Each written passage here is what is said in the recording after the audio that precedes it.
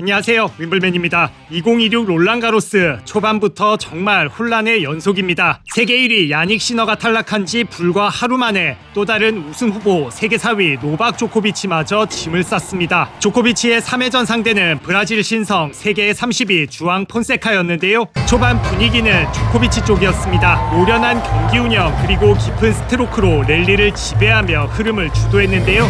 특히 폰세카의 백핸드 쪽을 집요하게 공략하고 드롭샷으로 수시로 흔들면서 1, 2세트를 꽤나 수월하게 가져갔습니다. 그러나 시간이 지날수록 폰세카의 공격 템포가 살아나기 시작했습니다. 백핸드 수비 안정감도 올라오면서 특유의 강력한 패기 넘치는 공격으로 조코비치를 몰아붙였습니다. 두 선수는 중간중간 브레이크를 주고받으며 양보 없는 접전을 벌였는데요. 폰세카가 체력과 파워에서 점점 우위를 보이며 분위기를 뒤집었습니다. 결국 마지막 8게임 중 6게임을 따내며 4시간 53분 만에 세트 스코어 3대2 대역전승을 완성했습니다. 처음 필립 샤트리의 코트에 서서 처음 조코비치와 맞대결을 벌인 폰세카, 에어를 낚으며 생애 첫 메이저 16강 티켓을 따고 또 조코비치와 첫 만남에서 승리를 거둔 최초의 10대 선수라는 타이틀까지 챙겼습니다. 조코비치는 그동안 시너, 카를로스 알카라스에 대항할 수 있는 선수로 폰세카를 지목하곤 했었죠. 그 잠재력을 확실히 드러낸 경기였다며 칭찬을 아끼지 않았습니다.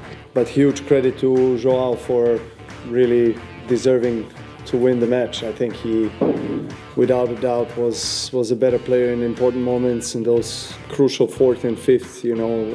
Some amazing exchanges and points, and he found incredible shots, lines. I mean, it was just amazing from his side. Obviously, not great for me to be facing player playing in such level, but I don't think I've done too much wrong with my game. It's just that he was just better. 시너와 알카라스가 없는 상황에서 25번째 메이저 우승이 가까이 왔다고 생각하진 않았느냐는 질문에는 불편한 기색과 함께 단호하게 끊어냈습니다. With Carlos sidelined and Yannick losing yesterday, your mind begin to sort of dance and dream and think about the rest? I'll stop you right there. No, Sure. Just lost third round. Let's just talk about something else. Thank you.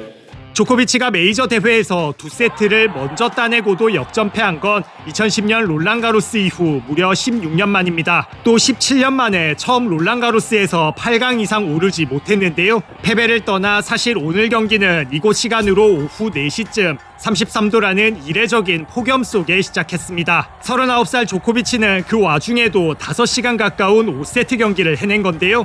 그만큼 힘들었지만 지나온 과정과 오늘 경험에 자랑스러운 부분도 많다고 밝혔습니다. Do you realize the legacy you're leaving us?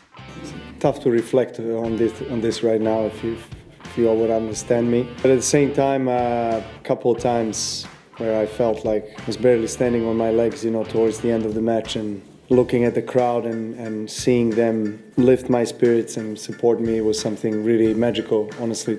When I take out all the disappointment and negative thoughts about the match, there's a lot to be proud about what I've been through, what I experienced, and 조코비치는 폰세카가 결정적인 순간마다 주저없이 공격했다며 특히 공의 속도가 엄청났던 포핸드와 중요한 상황마다 터진 서브 등을 재차 칭찬했습니다. 메이저 우승도 하고 차세대의 스타가 되길 바란다는 덕담으로 자신의 21번째 롤랑가로스를 마무리했습니다. 폰세카는 조코비치와 같은 코트에 섰다는 자체가 말도 안 되는 경험이었다고 밝혔습니다. 너무 더워서 힘들었고 초반엔 완전히 압도당해 어려웠다는데요. 그러나 3세트를 딴 뒤 4세트 들어 조코비치가 조금 지친 기색을 보인 게 작은 희망이 됐고 이후 안정적으로 포인트를 더 구성해 나갈 수 있었다고 설명했습니다. 16강에 올라온 것만으로도 일단 큰 성취라며 매경기 하나씩 차근차근 해보겠다는 포부도 드러냈는데요. 이번 대회는 혼란스럽고 예측 불가능한 와중에 10대 돌풍이 거셉니다. 폰세카뿐만 아니라 비슷한 시간 라파엘 호다르도 16강 티켓을 따냈습니다. 톱백에 있는 유의한 10대 2명이 같은 날 비슷한 시간에 생애 첫 메이저 16강 진출을 확정지은 겁니다. 또 17살 프랑스 유망주 모이스 쿠아메도 돌풍을 일으키며 2006년 이후 20년 만에 3회전에 10대가 3명이나 오른 대회가 됐습니다. 시너의 탈락으로 이번 대회 최종 그림은 둘 중 하나였습니다. 조코비치의 메이저 25승 혹은 생애 첫 메이저 우승자의 등장이었는데요.